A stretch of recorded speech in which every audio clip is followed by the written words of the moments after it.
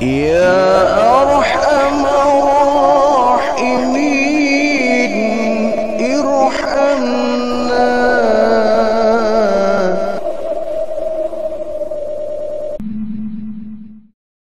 Dia bernama Jurais. Kisah ini begitu melegenda, banyak orang yang tahu akan kisahnya dan ini menjadi sebuah teladan bagi kita. Jurais itu seorang rahib ya. Rahib ini orang yang suka, kalau bahasa kita tetapa ya. Orang yang suka menyendiri dalam bertapa di sebuah biara. Nah, Jurais ini hidup pada masa antara masa Nabi Isa dan sebelum datangnya masa Nabi Muhammad SAW. Jurais itu orang yang sangat taat kepada Allah dan taat kepada ibunya. Bapaknya sudah meninggal dan tinggal ibunya yang sudah tua. Ibu dari Jurais ini juga seorang ibu yang soleh. Dia senantiasa datang ke biara untuk melaksanakan ibadah kepada Allah Subhanahu wa Ta'ala. Jadi anak dan ibu ini dua-duanya adalah orang yang taat kepada Allah, senantiasa melaksanakan ibadah dalam kondisi apapun. Satu hari ketika Jurais ini sedang melaksanakan sholat, ya tentu sholatnya seperti sholat yang disyariatkan oleh Nabi Isa alaihissalam ya. Bukan seperti syariat yang disampaikan oleh baginda Rasul, walaupun isinya sama tetapi tata caranya yang mungkin sedikit berbeda antara ibadahnya kita umatnya baginda Rasulullah dengan ibadah sholat umat-umat nabi-nabi yang lain. Tetapi inti syariatnya sama, mengesahkan Allah Subhanahu wa Ta'ala. Nah, ketika Jurais ini sedang melaksanakan zikrullah, sedang melaksanakan sholat di sebuah biara. Ibunya memang setiap hari dia rutin yang membawakan makanan. Memang Jurais ini jarang pulang ya. Jarang pulang ke rumah, dia sehari-hari ada di biara saja ya. Untuk melaksanakan ibadah. Ibunya setiap saat dia membawa makanan, minuman untuk si Jurais ini anaknya. Nah, satu hari ketika sedang sholat Jurais ini, tiba-tiba ibunya datang membawa makanan. Ibunya nggak tahu kalau Jurais sedang melaksanakan sholat. Dari jauh dia teriak, Jurais, ini ibu nak. Jurais nggak menjawab. Ya. Kemudian dia sedang sholat, dia bimbang mendengar panggilan ibunya dari luar. Dia terkejut dan sangat bingung. Ya Allah, ibuku memanggil. Aku sedang melaksanakan sholat, tetapi sholat sunnah. Sementara ibuku memanggil, memenuhi panggilan orang tua adalah wajib. Ya Allah, pilih yang mana? Ummi am sholati?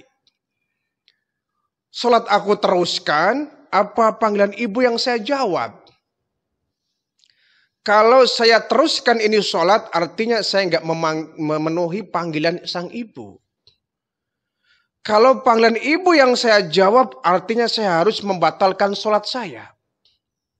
Ya Allah, pilih yang mana? Bimbang dia. Yang kedua kalinya ibunya teriak, Jurais, ta'ali. Jurais kesini. Makin bimbang ini Jurais. Ya Allah, bagaimana ini ya Allah? Aku sedang sholat. Ibuku memanggil. Haruskah saya membatalkan sholatnya? Memenuhi panggilan ibu saya? Atau saya teruskan sholat ini dan saya abaikan panggilan ibu saya? Bimbang dia. Ya padahal si ini kalau cara kita mungkin gampang saja solusinya ya. Panggilan orang tua itu kan wajib. Sementara dia sholatnya sunnah. Dia kan bisa membatalkan dulu sholatnya. Kalau memang orang tua kita urgent, orang tua kita perlu dengan kita hal yang penting, kita bisa sementara kita batalkan terlebih dahulu, kita penuhi panggilan orang tua. Apalagi sholatnya sholat sunnah, ya itu kalau pendapat kita. Yang ketiga kalinya ibunya manggil, Jurais ta'ali. Jurais ke sini, ini ibu nak yang manggil. Jurais bingung, akhirnya dalam kebingungannya dia ambil satu keputusan bahwa dia tetap melanjutkan sholatnya. Dia tidak memenuhi panggilan ibunya. Ketika Jurais sudah mengambil keputusan bahwa dia meneruskan sholatnya, panggilan ibunya nggak dia penuhi, maka sang ibu marah luar biasa ini. Ibunya marah dan merasa dilecehkan oleh anaknya. Ini namanya miscommunication ya. Komunikasi yang terputus ya, padahal gampang saja ketika dia selesai sholat, dia klarifikasi bahwa saya sedang sholat. Ibunya kadung marah. Jurais keterlaluan. 3 kali dipanggil dia memenuhi panggilan saya. Ya Allah, saya sakit hati dengan anak saya Jurais. Dia sudah saya pelihara dari bayi, dari kecil sampai dewasa. Bahkan tiap hari saya bawakan makanan untuk dia. Tapi dia kali ini membuat saya sakit hati ya Allah. Dia nggak memenuhi panggilan saya. Ibunya marah luar biasa. Dan ibunya memang nggak tahu bahwa Jurais sedang melaksanakan sholat. Akhirnya karena kecewa dan marah, sang ibu mengeluarkan doa yang sangat buruk. Ini jangan ditiru ya. Orang tua nggak boleh mengeluarkan doa yang jelek untuk anaknya. Apa kata ibu dari Jurais ini? Ya Allah, dia sudah membuat saya sakit hati. Hukum dia ya Allah, pertemukan dia dengan seorang pelacur.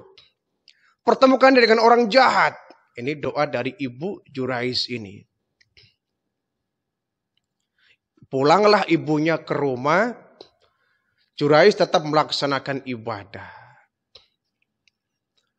Ketika Jurais ini pulang, ya memang ada klarifikasi. Bu, maafkan saya. Saya sedang melaksanakan sholat tadi ketika ibu memanggil.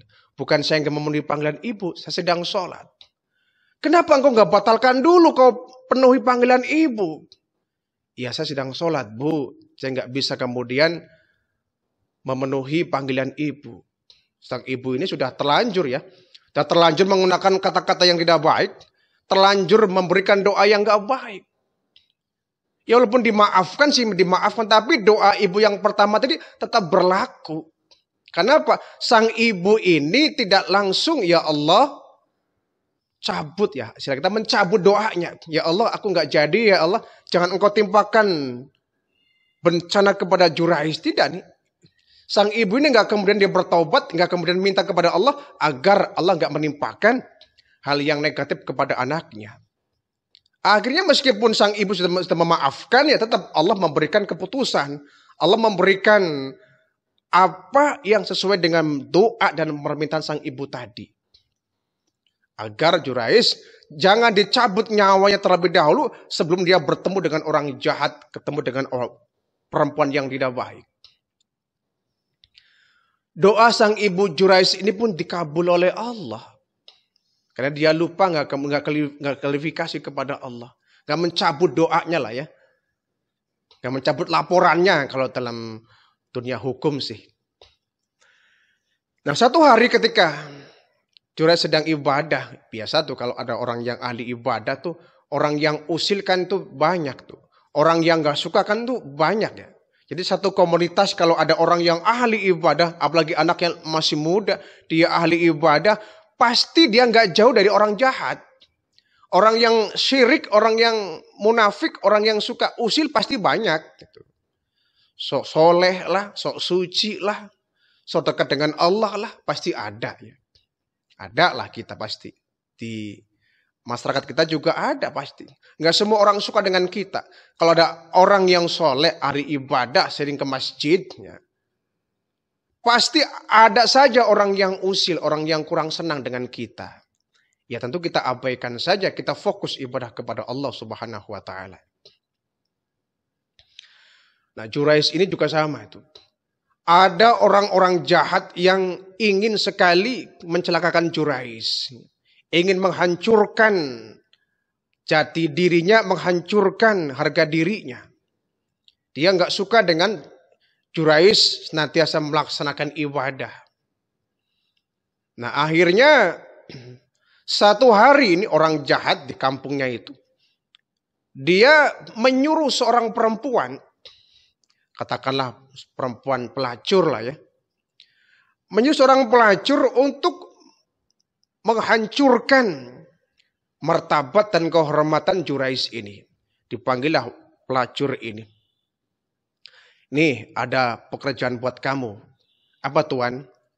Kau datangi biara, iya. Di sana ada pemuda namanya Jurais, iya. Kau rusak dia. Kau bikin cerita fitnah dengan dia. Kenapa tuan? Saya nggak suka dengan dia. Agar warga sini semuanya memandang negatif kepada Jurais. Bikin pokoknya fitnah-fitnah yang kurang baik. Baik tuanku. Oh, dibayar ya ini perempuan ini nurut ya. Satu malam ini perempuan datang ke biara tempat ibadahnya Jurais. Memang kondisi sangat dingin ketika itu malam ya. Ketuk pintu, dibukalah pintu oleh Jurais. Kaget Jurais, di luar ada seorang perempuan cantik ya. Ada apa? Tuan Jurais, saya boleh enggak sementara untuk mencari kehangatan di tempat ini? Ini di luar dingin sekali. Kamu siapa? Saya adalah musafir yang datang dan lewat di tempat ini. Saya sangat dingin tuanku. Boleh nggak saya sementara mencari kehangatan di tempat ini? Nggak boleh. Kenapa? Anda kan perempuan. Saya laki-laki. Di tempat ini nggak ada orang lain cuma kecuali saya. Kalau Anda masuk ke sini, nanti akan jadi fitnah. Nggak apa-apa tuanku, nggak apa-apa kok, saya nggak ngapa-ngapain. Ya tapi nggak boleh. Tolonglah tuanku, saya kedinginan ini. Lama-lama si Jurais ini iba dengan perempuan ini. Kasihan, ya sudah. Kau boleh sementara mencari kehangatan di tempat ini. Tapi awas, jangan macam-macam ya. Jangan ganggu saya ibadah. Iya Tuan Jurais. Masuklah ini perempuan ke dalam biara. Emang ini perempuan sudah dibayar. Ya, yang niatnya ingin merusak Jurais ya. Mula-mula kata perempuan ini, Tuan Jurais dingin sekali. Ya lalu apa? Mau apa kamu tuh? Saya itu butuh kehangatan. Maksudnya apa kamu tuh?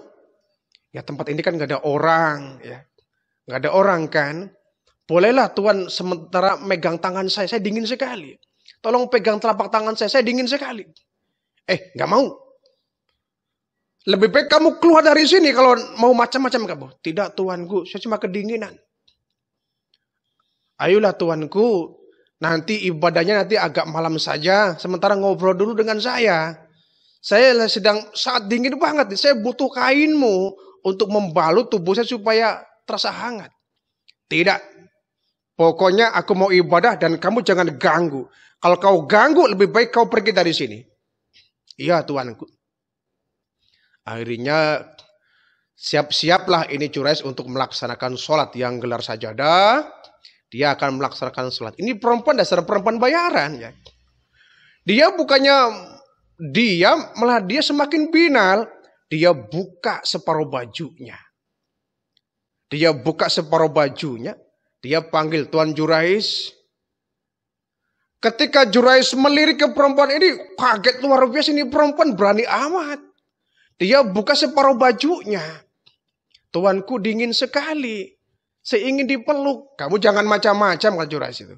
Kamu jangan macam-macam. Saya dingin tuanku. Ya Jurais hampir tergoda ya.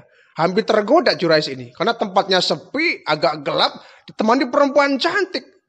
Dengan pakai baju yang sangat seksi. Nah ketika syahwat ini sempat muncul. Jurais mendekat pada sebuah obor ya. Lentera api lah. Kemudian Jurais ini. Dia mencelupkan ujung jarinya ke dalam api itu. Ya. Panas luar biasa. Ketika ujung-ujung jari itu tersentuh api obor yang ada di ruangan itu. Maka syahwat yang tadi sempat muncul hilang kembali. Hilang kembali. Ini cara yang unik dari seorang Jurais untuk mengendalikan hawa nafsunya itu. Kemudian dia pun bergegas untuk melaksanakan ibadah. Ketika sedang ibadah, Perempuan ini makin berani dia, yang dibayar ya. Makin berani dia megang-megang bahunya, megang-megang badannya. Digoda lah dia, dibisik ke telinganya, dipeluk dari belakang. Tapi Jurais tetap fokus ibadah. Dia fokus ibadah. Dia fokus ibadah. Tapi semakin dia fokus ibadah, ini perempuan semakin nakal ya. Semakin binal, aksinya semakin gila dia.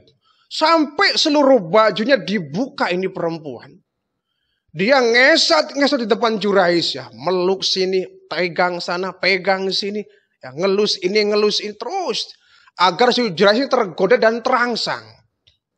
Tapi memang Jurais ini dipelihara oleh Allah Subhanahu wa Ta'ala. Dia tetap fokus ibadah.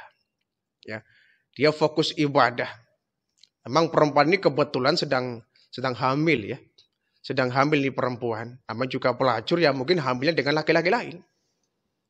Dilalah ya, ini perempuan sedang hamil. Ya. Hasil dari hubungan dia dengan seorang pengembala ya. Namanya juga perempuan gak punya suami ya. Pelacur ya, dia mau saja sama yang lain. Kalau bayar ya dilayani. Dibayar ya dilakoni ya. Istilah kita mah. Siapa yang bayar ya dia akan bekerja untuk yang bayar. Nah, ini sebelum dia menggoda Jurais, sebelumnya dia sudah berzina dengan seorang penggembala kambing. Jika dia hamil, nah setelah hamilnya agak sedikit membesar ya, usia 4 bulan lah, mungkin 4 bulan. Nah, baru dia disuruh oleh orang menggoda Jurais. Sehingga dia ketika menggoda Jurais di tempat itu, memang ini perempuan sudah dalam kondisi hamil. Berputar-putar dia dengan kondisi bugil, telanjang bulat di depan Jurais. Sampai datang waktunya pagi. Begitu pagi, dia nggak berhasil menggoda Jurais ini. Akhirnya begitu dia nggak berhasil, ya dia langsung pakai bajunya ya. Dia keluar dari biara sudah agak siang, sudah mulai pagi ya, sudah mulai pagi. Udara mulai agak terang. Nah, orang yang jahat ini yang menyuruh sang perempuan ini, dia mengumpulkan warga-warga sekampung. Ini ada heboh ini, Jurais telah berbuat zina, yuk kita gerebek. Semua orang menggerebek biara. Ketika orang berkumpul di depan biara ini, ya Jurais masih ibadah. Dia masih ibadah, ya, masih zikir, ya, masih wirid. Ini perempuan keluar dari biara. Orang pun kaget. Orang semua kaget. Jurais? Aku gak percaya. Dia kan orang ahli ibadah. Dia soleh.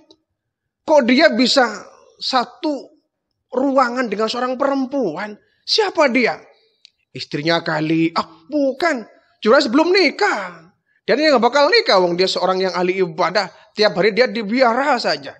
Boro-boro dikenal perempuan. Nah, ini perempuan siapa? Nah, Jurais sudah mulai nakal ini. Orang ramai itu. Orang ramai. Perempuan ini sambil nangis pura-pura. Tuan-tuan, maafkan saya. Saya terpaksa menyampaikan berita yang kurang baik. Kurang baik apa? Jurais tadi malam telah bersama saya di tempat ini. Yang benar iya. Dan dia sudah berbuat zina dengan saya. Dan saya sudah berlaku seperti suami istri dengan dia. Masa? Iya. Jurais langsung keluar untuk memberi klarifikasi. Tuan-tuan, jangan pernah percaya dengan ucapan perempuan ini. Ini perempuan tadi malam, dia merengek ingin nginep di tempat ini. Sudah saya larang. Tapi dia mengaku kedinginan, dia musafir. Saya kasihan, saya beri dia tempat di biara ini. Dan semalam saya nggak pernah berbuat apapun dengan dia. Kata perempuan, bohong Tuan. Ini buktinya saya barusan melepas baju ini. Dia sudah bermalam-malam dengan saya di tempat ini Tuan. Jangan percaya, kata Jurais. Orang sudah kadung, bagaimana mungkin ucapan Jurais bisa dipercaya? Wong buktinya ada Jurais. Ini perempuan baru keluar dari tempat ini. Kau berbuat apa semalam? Tidak, saya nggak pernah berbuat apa-apa. Iya, kami sih bisa aja percaya. Cuma ini buktinya ada. Ini perempuan habis keluar di tempat ini dalam kondisi habis mengenakan baju. Udah ini pokoknya Jurais akhirnya dibawa Ya, diikat kemudian dibawa diseret ke depan raja. Ketika itu ada seorang raja ya. Pemimpin daerah lah mungkin ya. Tuan raja, ada apa? Ini Jurais sangat disayangkan dia. Kenapa? Kita kenal selama ini Jurais kan ahli ibadah. Ya. Kali ini dia gila. Gila bagaimana? Dia sudah berbuat tidak senonoh dengan perempuan ini di biara. Kapan itu? Tadi malam. Masa iya? Ini buktinya perempuannya ada. Dan setelah kami gerebek dia, memang di perempuan baru saja keluar dari ruangan biara ini. Dalam kondisi dia baru mengenakan baju. Yang benar Jurais, tidak tuan, itu fitnah. Demi Allah, saya nggak pernah melakukan apapun dengan perempuan ini. Silakan tuan boleh percaya boleh tidak. Ya tapi Jurais, ini buktinya perempuan ada. Benar tuan, kata si perempuan ini. Saya tadi malam semalam suntuk bersama dia di biara ini. Kami sudah bermesraan dari semalam suntuk dengan Jurais. Ya, Jurais kan marah. Hei perempuan laknat, kamu jangan macam-macam. Kau jangan tuduh saya macam-macam. Akhirnya ya memang dalam kondisi genting seperti itu sulit dibuktikan. Ibunya datang tergopoh-gopoh. Tuan Raja, saya ibunya. Ibunya Jurais, betul. Saya sama sekali nggak percaya kalau anak saya Jurais melakukan itu. Nggak mungkin tuan. Anak saya anak yang soleh, anak yang berbakti kepada saya. Dia taat kepada Allah. Tiap hari dia hanya zikir di tempat biara ini. Nggak mungkin dia berbuat senonoh tuan. Saya ibunya, saya tahu persis watak anak saya. Dia anak baik, nggak mungkin berlaku begitu. Ibu sih bisa aja ngomong begitu ke anak ibu. Enggak, saya bersumpah, saya sebagai saksi seorang ibu, anak saya anak baik-baik, nggak pernah melakukan perbuatan itu. Akhirnya udahlah, nanti biarkan waktu yang akan menjawab semua ini. Sementara kita bubar dulu. Ketika bubar, dapat sebulan 2 bulan, ini perempuan muncul lagi. Emang perempuan suruhan ini. Ya. Orang yang jahat yang menyuruh perempuan ini, dia kembali mengumpulkan warga. Wahai saudaraku, tuan-tuan, omongan dulu Jurais adalah bohong. Dia katanya nggak pernah menyentuh perempuan ini. Ini buktinya perempuan hamil gara-gara dia. Benar tuan, kata perempuan. Ini perut saya bunting, saya hamil dan anak ini adalah anak Jurais. Wah. Geger lagi itulah warga. Berarti Jurais adalah bohong dulu dia. Ya. Dia katanya nggak pernah menyentuh sedikit pun dengan perempuan. Ini buktinya perempuan ini hamil. Ini anaknya Jurais. Heboh lagi lah orang. Dipanggil Jurais. Ya. Bahkan di depan raja sekalian. Ya. Jurais, kata orang-orang. Kamu ternyata bohong dan dusta. Apa maksudmu? Ini perempuan katanya nggak pernah kau sentuh. Malam itu kamu nggak pernah berbuat apa-apa. Ini buktinya ini perempuan hamil. Ini pasti anak kamu. Kata Jurais, sebentar dulu. Belum tentu anak saya. Apa buktinya? Ya buktinya pengakuan perempuan ini. Hai perempuan, katakan dengan jujur. Ini anak siapa? Ini perempuan memang sudah dibayar ya. Ini anakmu tuan Jurais, ini anakmu. Kau lupa dengan peristiwa itu? Kau lupa dengan malam itu? Wah ini orang semakin ramah. Dasar Jurais, sok suci. Seorang ahli ibadah padahal rusak kamu itu. Sebentar. Ya. Kita tunggu ini sampai perempuan ini lahir. Kalau sampai dia lahirkan anak ini, coba kita tanya anak ini siapa bapaknya. Kalian jangan asal nuduh. Sebelum ada bukti yang nyata. Ditunggulah ya. Singkat cerita ditunggu sampai perempuan ini kemudian melahirkan. Usia 9 bulan lahirlah anak ini. Orang kumpul lagi ya. Ketika bayi ini sudah merah ya. Masih berlumur darah ya. Masih nangis. Kata Jurais, nih saksikan nih tuan-tuan semuanya. Kita tanya ini bayi siapa bapaknya. Kemudian ini bayi ini ditekan perutnya oleh Jurais. Ya. Ditekan. Kemudian ditanya oleh Jurais. Ya ghulam, qul man ababak. Hai bayi, katakan siapa bapakmu. Orang kan Jurais gila kali ya. Masa bayi ditanya, gak bakal bisa jawab. Pikir orang-orang. Tapi ternyata tidak. Kekuasaan Allah muncul di sana. Ketika ini bayi ditanya siapa bapaknya, ini bayi dengan fasih. Dia berkata, bapakku adalah seorang penggembala kambing di kampung sana. Bapakku adalah penggembala kambing di kampung sana. Ini bayi ngomong jelas dan fasih. Orang kaget. Apa iya? Kata Jurais, tuh. Kamu dengar semuanya? Dengar semua kalian? Ini pengakuan bayi ini. Dia bukan anak saya. Tapi bapaknya dia adalah tukang angon kambing di satu kampung. Jadi Tuhan sudah menuduh saya. Akhirnya mereka ya semuanya malu ya. Kata Jurais, hai perempuan, taubatlah kamu kepada Allah. Taubatlah kamu sebaik-baiknya taubat. Didik anakmu supaya menjadi anak yang soleh. Perempuan ini malu ya. Nangis dia. Bersimpuh di depan Jurais. Tuan Jurais, saya minta maaf. Ya, saya maafkan kamu hai perempuan. Sekarang berhentilah kamu jadi perempuan binal. Taubatlah kamu kepada Allah. Jadilah kamu perempuan yang baik-baik. Perempuan yang terhormat. Dan anakmu ini didik dengan sebaik-baiknya. Akhirnya semua orang ya menyesal ya sudah menuduh Jurais dengan tuduhan yang tidak baik. Ini merupakan bentuk ya bahwa doa orang tua itu sangat manjur dan tajam.